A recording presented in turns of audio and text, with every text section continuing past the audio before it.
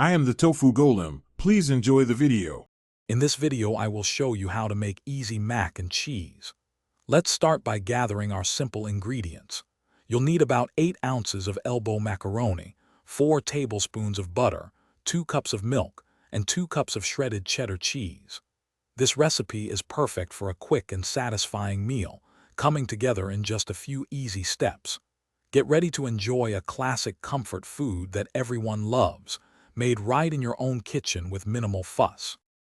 Now let's get that pasta cooked perfectly. First, fill a large pot with water and bring it to a rolling boil. Once boiling, add your 8 ounces of elbow macaroni. Cook the pasta for about 7 to 9 minutes or until it's al dente, meaning it's tender but still has a slight bite.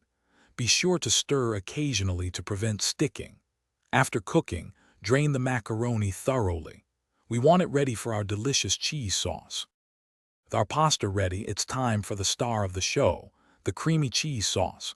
Using the same pot, melt 4 tablespoons of butter over medium heat. Whisk in 2 tablespoons of all-purpose flour to create a smooth roux, cooking for about 1 minute. Gradually pour in 2 cups of milk, stirring constantly until the mixture thickens. Finally, add 2 cups of shredded cheddar cheese, stirring until it's completely melted and smooth. This creates a rich, velvety sauce.